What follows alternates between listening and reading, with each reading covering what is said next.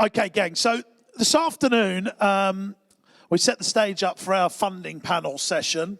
So that's going to be up there, so we've set that already. But before we do that, we're going to hear about monetising your spare capacity with John from BBX. Now, I've used BBX and other sort of companies like this to, in the early days of our business, using them as a marketing arm to find us customers and sell stuff that we wouldn't have usually sold.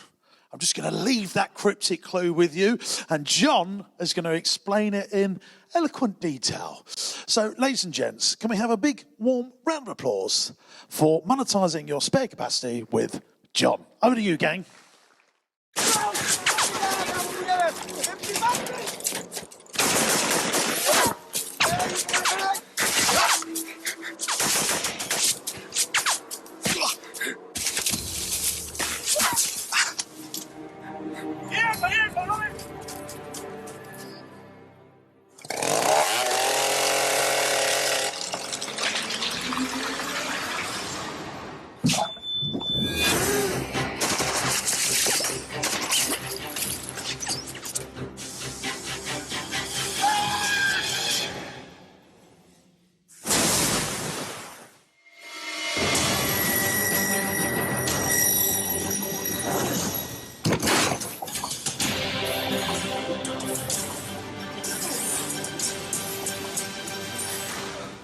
J'étais embarqué dans un camion de livraison, et puis j'atterris ici. Oh, c'est incroyable. Hein? T'entends ça, chérie? Ben oui, c'est fou.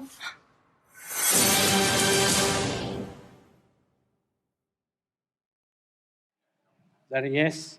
So, that's a little bit like running a business, isn't it?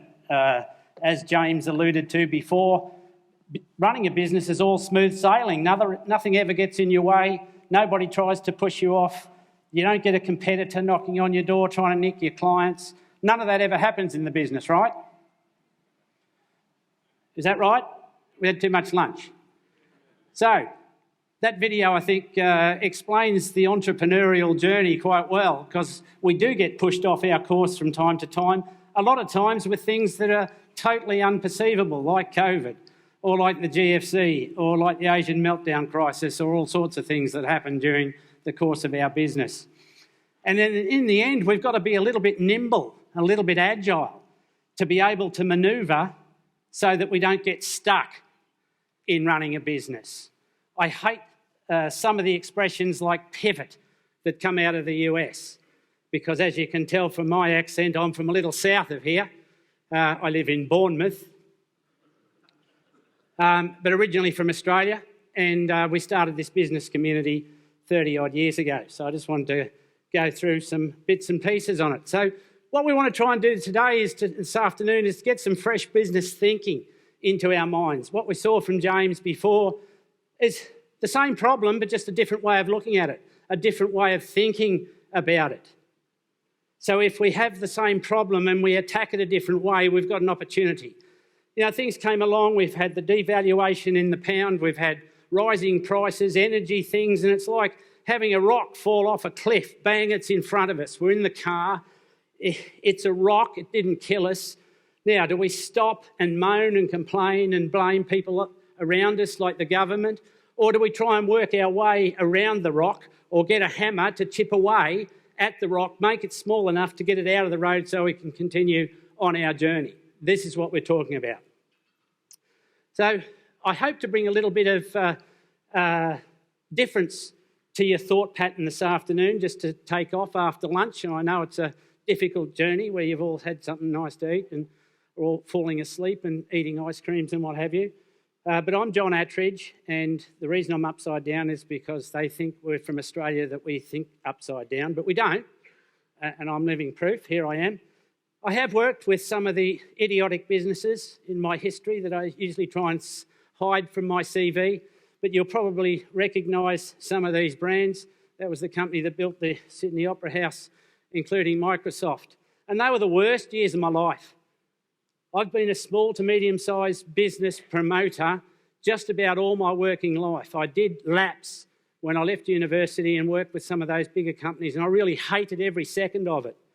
And we talk about growing businesses and scaling businesses, but never let your business get to the point where there's box ticking and arse licking. And by that I mean, a quick example at Microsoft, I had a 12-month contract there, which was the most stupid money you've ever seen in all your life, to do 1 year's work. I knew I had to spend 1 day a week composing a report that I knew nobody read. My father was a dairy farmer, so in 1 day I said, I'm going to put something in there. So I said, Microsoft Office 365 should be turned into blue milk, because blue milk might be an extra marketing opportunity. No one will have seen it. They would have all been used to white milk, and I think by using Office 365, it would be a fantastic marketing opportunity, which is complete and utter crap. Guess what? Nobody said anything, and I had to spend 1 day a week writing this thing. So never get your business to the point where you have people that tick a box, CC everybody just to cover their own arse because they're pretending that they're doing something that they get paid to do. It really annoyed me. Just a little bit of history. I have built 3 8-figure businesses. I've sold one of those to a competitor, and I also did an IPO, just to give you some connotations. I've never been into the super billion space, but I have done some of those. And as James suggested, I've written a book, and bugger me, it went to bestseller and in 4 countries, including here. There's a copy up there at the back that if anybody's interested afterwards.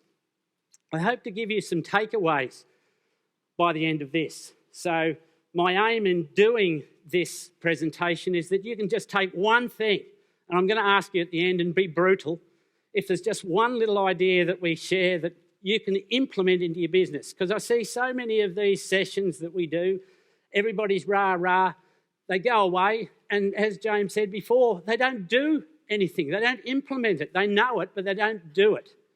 And that would be my greatest joy, would be to have you implement stuff. Now, there's good stuff and dumb stuff. I got a little flyer in the mail last week from Specsavers. It just so happened that I had broken my 2 pairs of reading glasses that morning. So I've got this thing in the mail, and I go along to my local Specsavers, and I say to them, hey, I've got this little test here. I get it for free. Here's the voucher. They said, well, thank you. It's pretty busy, as you can see in here today, because the brochure's working really well. I said, fantastic. I said, well, okay, I want some reading glasses. She said, well, I can't sell you reading glasses until you have a prescription. I said, okay, I want a prescription, please. She said, you have to go on a wait. You can do it. The next slot's the 15th of October. And I said, but I want my reading glasses now. What about those ones over on the shelf? I can't sell them to you without a prescription. So I walk across the road, get them from Boots, and away I go. Now, is that surviving in business despite your best efforts not to? That's what I write about in the book. So the book is Business Blunders and Bloody Great Ideas. It's the story of why 50% of people in business survive despite their best efforts not to, and the other half fail. And that's a statistic. Dumb stuff, and these are from big companies. Sorry, that was the Specsavers call. The other one is ringing. How many times have you rung a call centre recently to absolutely ring at the wrong time of the day on the wrong day of the week because they're experiencing higher than usual call numbers? Nobody. Is this resonating with anybody? Every time you ring them, they've got the same message, doesn't matter what company. Yeah, is that customer service? So is your business answering its phone? Tradespeople, have we got any tradespeople in here? Fantastic. Please get yourself an answering service if you haven't already. It really bugs me that you try to ring a tradesman or a woman and they don't answer their phone. They never get back to you. It's really annoying. You're surviving despite your best efforts not to. This is one of my favourite stories, and I talk about it in the book. I was driving down the road one Sunday in 2019 with my wife and 2 adult children, and we got down there. It was about lunchtime, and I'm in Bournemouth, and I see this new sign says, Pear on Parley, try our new pizza oven. So I thought, that sounds interesting. It's outside. Okay, So I'd drive up this lovely driveway, nice trees. We get to the top of the driveway and a big car park area. No problems with parking. Go into this lovely looking hotel. That's the actual front door. Walk in, get greeted. Lovely. Would you like to eat outside, sir? Yeah, that'll do. Nice sunny day by the lake next to the pizza oven. So we watch this thing go. We eat our pizzas. The lady comes over and says, "How's your meal?" "Yeah, it's all good." Dumbest question ever. Here in the UK, everybody gets asked, "Did you like your meal?" You all say yes and then say, "Oh, that was shit." I've no idea what that is. If you go to the US or to Australia or New Zealand or other places that I've worked, they'd throw stones at you if it wasn't right. They'd certainly tell you. But we're very polite here. You only have to look at the queue with the Queen. Everybody loves queuing, everybody's polite, and everybody's courteous. Happy days. So anyway, we go in there, we have a lovely meal, comes to 100 quid, had a couple of drinks in the pizza oven, and we're walking out the door. And I said to my wife, "They've made 3 of the biggest blunders I've ever seen in all my life." She said, "What is it?" I said, "Well, the first one is they didn't do any data capture. They still to this day don't have a clue who I am. Not even basic stuff, name, email, month of birth. What could they have done if they'd just taken my month of birth?" It's not a trick question. They could have marketed back to me the month before my birth next year and say, "Hey, John, what are you doing for your birthday?" So no marketing. Second dumb thing, that they didn't do any buying motivator question. And I'd urge everybody, do you understand the buying motivation, and I know James is going to be talking about some of this stuff, of your customers? What motivated you? Now, I did a survey with another restaurant chain. We worked for 90 days and we asked this buying motivation question. So we got rid of the stupid "how did you like your food" question, which bears no relevance to the business. It doesn't even get used or stored anywhere. And what we did was we measured the motivation. 28% of the respondents, mostly women. I'm surprised at the lack of women in the audience today. James, you're going to have to talk about that, have to get your marketing. We need 50-50 at least.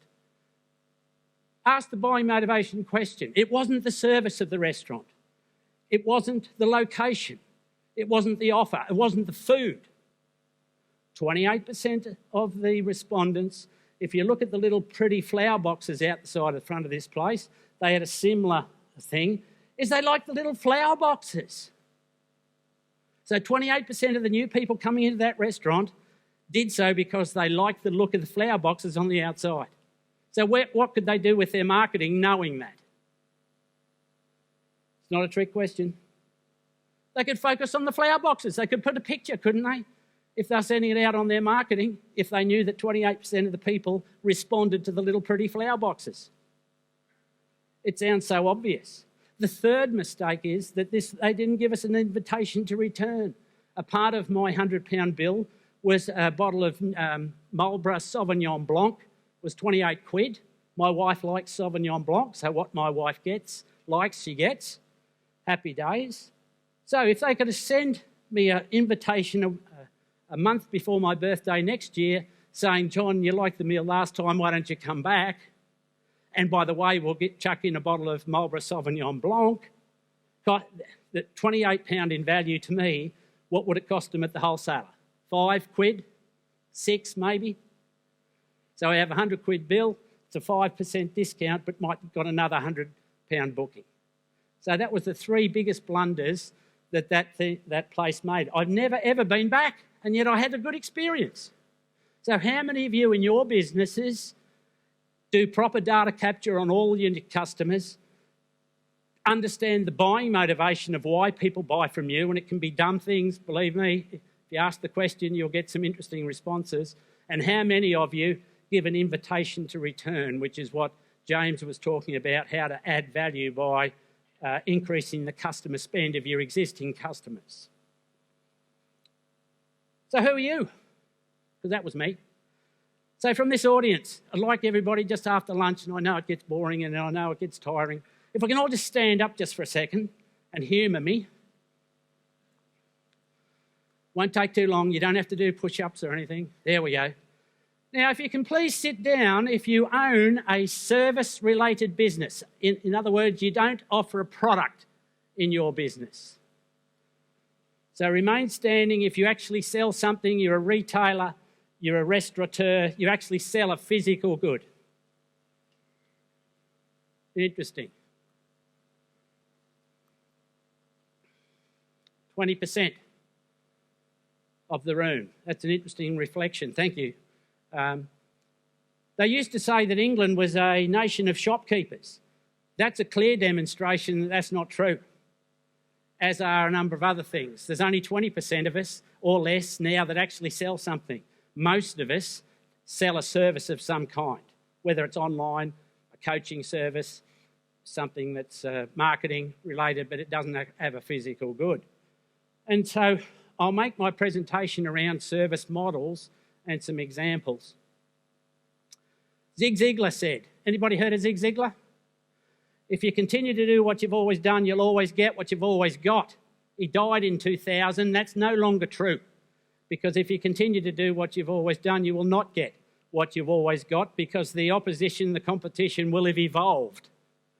If you'd have said to a hotel chain, continue to do what you've always done because Airbnb won't be around. If you said to a black cab driver, don't worry, Uber's not going to compete with you in any case, and you continued to polish your cab and do the same run, you've got to evolve. Has everybody agreed with that?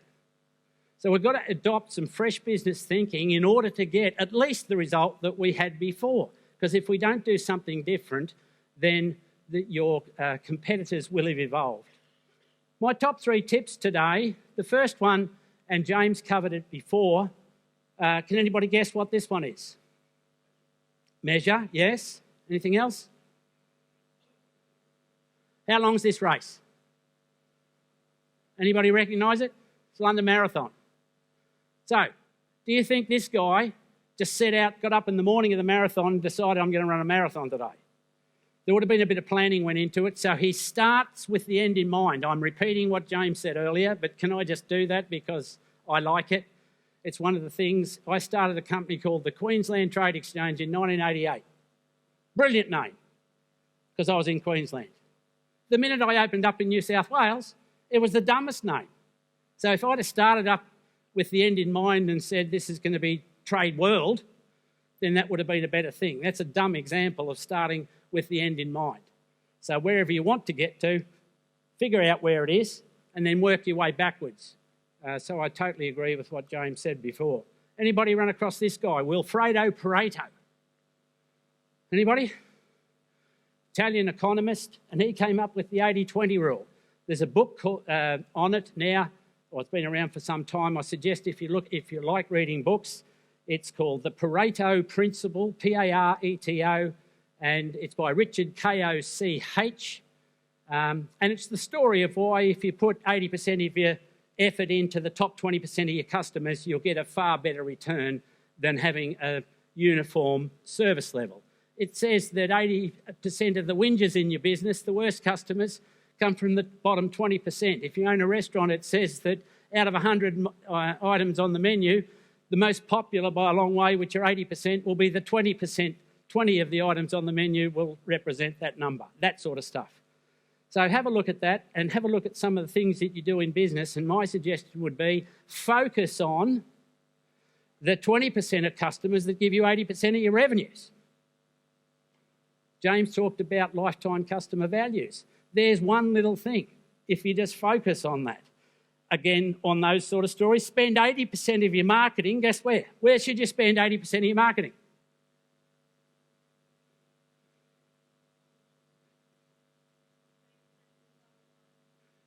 Yeah? 80% of your marketing, according to Kevin Byrne. Anybody heard of Kevin Byrne? I interviewed Kevin on my Quantum show. He's the founder of Checker Trade. Anybody heard of Checker Trade? Right, he started a little business in his backyard, 20 years later, sold it for 78 million quid. He told me during the interview, John, I spent 80% of my marketing on my existing customers. I went, wow, that's pretty mind-boggling. Say that again, Kev. He said, I spend 80% of my marketing budget on my existing customers. I thought, that sounds pretty interesting. So he puts in ambassador schemes, reward schemes, the whole budget that he was going to spend on marketing, focusing on his existing customers to add value, because they already know, like and trust you. You don't have to get them from anywhere. They're already doing business with you. Makes sense, doesn't it? And yet why do we spend most of our marketing on getting new customers? How often does it piss you off when you hear a promotion for this, that and the other? Oh, this is only for new customers only. If you're an existing customer, what would you be thinking? All the new guys get the offer, but I'm the loyal guy. I'm with you already and you don't give me anything. Now, we're going to talk about my biggest tip, which is what the focus of my presentation today is on, which is filling your spare capacity. In most of your cases, seeing 80% of you here in the audience are service related, it's talking about the times that you could take on more business without increasing fixed overhead. So many of you will have a time-related business. Who's selling time for money? Quite a few of you? Yeah. So you'll have a diary. You've got a limited amount of time in that diary. Do you sell every hour of every day? No. So what are you doing with the unmonetised portion of your business? This is what I'm going to be talking about, some suggestions on what to do with the stuff that's there. You measure your turnover, you measure your management accounts, you've got your cash flow, you've got your gross profit, your net profit, but nobody, hardly anybody, ever looks at the biggest hidden asset that every business has, and that's its spare capacity, the ability to take on more without increasing fixed cost. So, to a hotel, this hotel tonight, it's probably got some empty rooms. You've all seen advertising boards with nothing on them. Unfilled appointment in your diary, unsold. I was talking to one gentleman before, he's got a whole lot of stock that's sitting around, not doing anything. So none of those produce any revenue, right? They're all assets in your business that you're not doing anything with. So, got a quick case study. Everybody see that? That's AFC Bournemouth in 2005. I went and caught up with Rob Mitchell, who's still the commercial director, and it was this sort of angle that I saw. If you can see the thing there, you've got the red seats, and you've got this big blank back of the stand with nothing on it. Everybody see that okay? So I said to Rob, why don't you have a sign on that blank space? And he said, it's not TV facing. I said, oh, how many games do you have a year? And he said, 30. How many are on TV? He said, 2. And I said, where does the crowd sit? And he says, behind us. Where do they look? At that empty space. So let me get this right, Rob.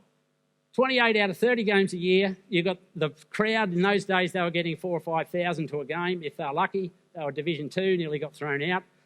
They're looking at this empty space. The 2 times a year where the telly's on top of the thing looking back this way, which is where all the sponsor stands was where they were selling the revenue. I said, Rob, why don't we try and monetise that? And he said, no one's ever asked me before. So I did a deal with him and paid him 20,000 quid to get my company across the back of that. It was the biggest sign in the Football League, 90 metres by 3. Now, they sell that sign today in the Premier League for more than £100,000. So, have you got a blank wall in your business? And I'm talking metaphorically speaking here. Have you got a blank wall in your business that's representing an opportunity to put some money to that's currently going to waste? I know that's a question. Here's a second case study, and this is Paws Cat Cafe. I've got a very good friend, and she came to me with an idea, and she said, John, you do interest-free finance, right? And I said, yeah, up to 100 grand. She said, I want to open a business. I said, what is it? She was one of my good friends. She used to work for a charity. She said, I love cats. I'm going to open a cat cafe. And I sort of said, you're going to do what? What's a cat cafe? She said, well, we're going to get a whole lot of cats there, and we're going to have people having their coffee and their biscuits, and they get to stroke a cat. And you could tell by the look on my face, I wasn't overly excited. You know, I was almost said like Duncan Bannatyne once said that, you know, you've created a solution to a problem that doesn't exist. I thought, Jeremy, you're never going to do this. She said, yeah, I've got it. I've done some surveys. I've done my research. Here's my plan. I went, oh, wow, she has put some thought into it. Some people must like, oh, here, have we got, how many cat lovers have we got here? There's a good, anybody, any cat lovers? Not a lot that you admit to. Right, okay. Anyway, so we got together and I said, how are we going to fund this? So we're going to give you an interest-free credit line to get some of the people in so you don't have to dip into your cash flow, and I'll explain that in a sec. And we came up with sort of a crowdfunding idea. I said, you want some tradespeople to come in and do some bits and pieces, 200 quid here, 1,000 quid there. Let's do a leverage. Did everybody remember James using that leverage word? Yes? Yeah? So let's do a leverage. Let's offer the people, particularly those that do come in and have a coffee, to come and do some work, build a website, do some signage, what have you, and for every £1,000 of work, you're going to give a £2,000 voucher or a combination. If it's 1,000 quid's worth of work, get 1,000 sterling, pay them 1,000 sterling, but give them the balance, 1,000 in future vouchers to use back in the cafe once it's open. So by the idea of the person, they're getting double the value. So if they come and order a coffee for 5 quid, you know, they've got, you know, it's only going to cost them half that. We all on the same page? Sort of. So by doing that, she was able to get a lot of the goods and services in the setup of the business with a direct result of having someone having to come back into her business in order to redeem their voucher. Does that make sense? Pretty clever. And because it was leveraged at a ratio, she was able to sell 10 quid's worth of vouchers at a cost of maybe 2 quid for the coffee. So instead of having to pay £5 out up front in cash, she had to redeem a £10 voucher, which only cost her 2 quid. Is the math coming out all right, everybody? So there's a couple of examples of what can you do in your business to do some leveraging. Now, measuring spare capacity, as I say, everybody puts time and effort into their management accounts, into their cash flow, their P&L, everything else, balance sheet, and they don't measure the spare capacity. Can you please show of hands who has had a recent measure of their spare capacity? Anybody? 1? 2. Fantastic. So what is it? So, as an example, we've got a hotel with 100 rooms, and that hotel sells its rooms for 100 quid a night. It have an average occupancy of 70%, which is a good cash business. Nobody's saying it, and it's probably pretty average for hotels in the UK. So they're making $7,000 a night, doing okay, right? However, what about the 30 rooms that weren't sold? Once the room's not sold, come tomorrow morning, in round numbers, what's the value worth? 0. So if we could capture and monetise some of that and whack it into business number 3, we create a budget that we didn't have to do some more marketing, right? Shocked and stunned. Let me say that again. So if you ran this hotel and you can capture and monetise some of the 30 rooms that were going to get worth 0 tomorrow morning and capture in the form of a revenue that you could use to buy some marketing, would that be a good thing, a bad thing, or make no difference? Be a good thing. So current turnover is 3.555 million, great business. Maximum turnover, 3.650, $1 million and a bit of spare capacity going to waste. Wow. So how much spare capacity opportunity is going to waste in your business? It'd be an interesting KPI to at least understand what the number looked like, wouldn't it? Then we could do something about doing something with it. And I've got a couple of suggestions to that. So with the spare capacity, have a think through this process.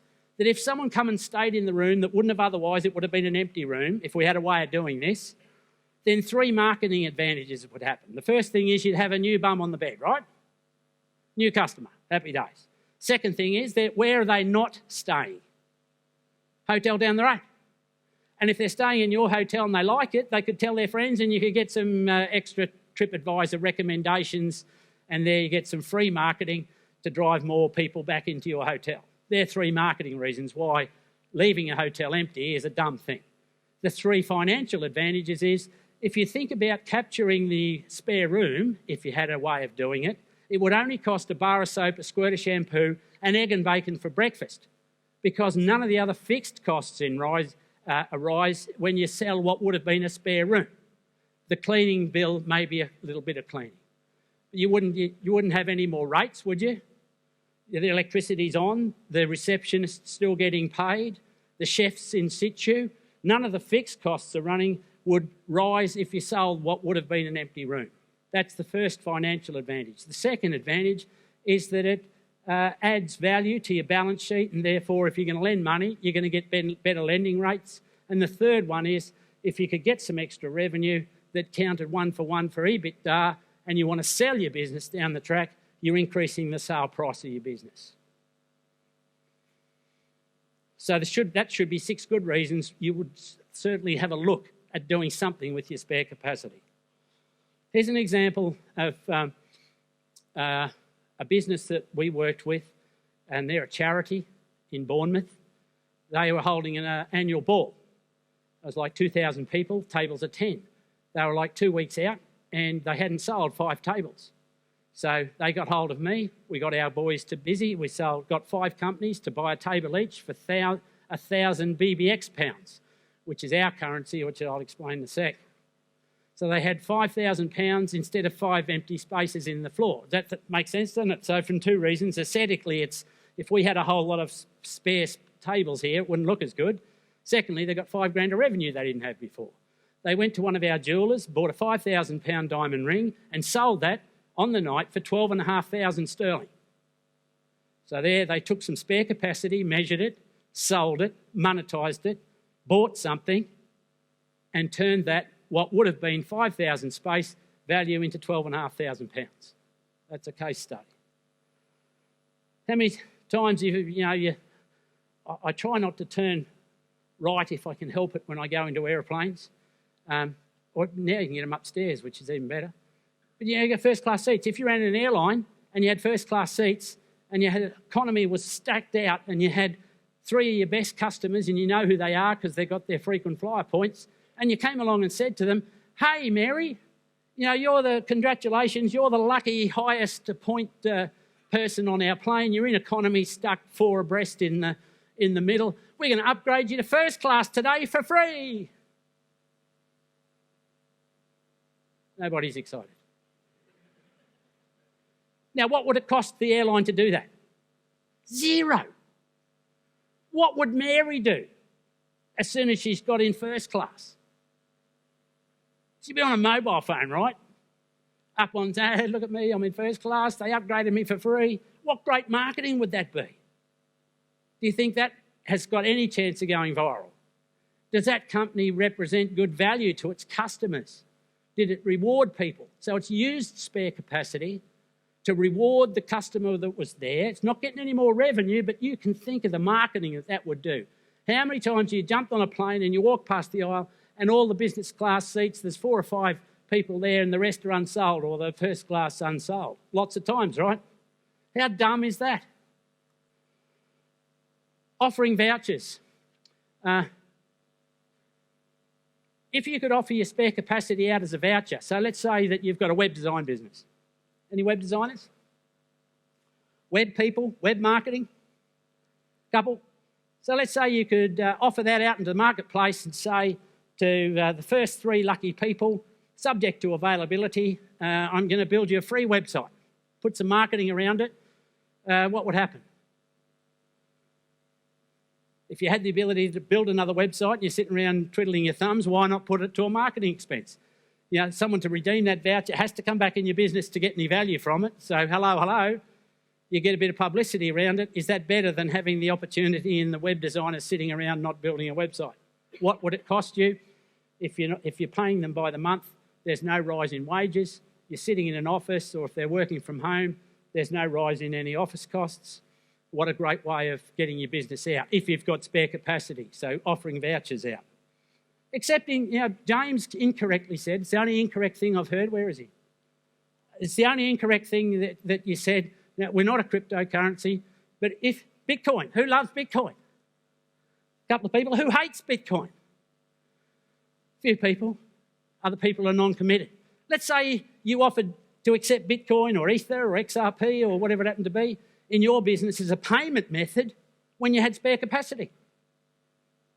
How much is your hotel room if you owned a hotel tomorrow morning, if you don't sell the room, in round numbers again? 0. So if Bitcoin went to, you accepted 100 quid's worth of Bitcoin and it went down to 20 quid tomorrow, you'd still have 20 quid that you didn't have before, wouldn't you? Where's the risk? So if you could accept cryptocurrency, and selected ones I might add, there's there's probably the top 10, and you can do your own research. I'm not a advocate. I do play in the space, but I'm not recommending it. All I'm just saying is a suggestion. If you accepted a cryptocurrency instead of having an empty room, you'd have something at least, wouldn't you? You'd have a new customer, you'd have the person not staying in the other hotel, they could recommend you, and you'd have some Bitcoin to do whatever you wanted to do.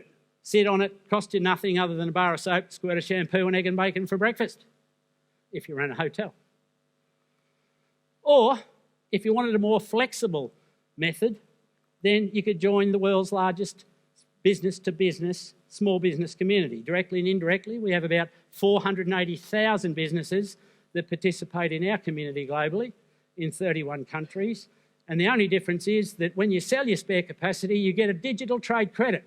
So that sits in a bank account that looks and feels and touches exactly like a HSBC, Lloyds or NatWest or whatever. You now have 100 digital trade credits sitting in a second bank account instead of an empty hotel room.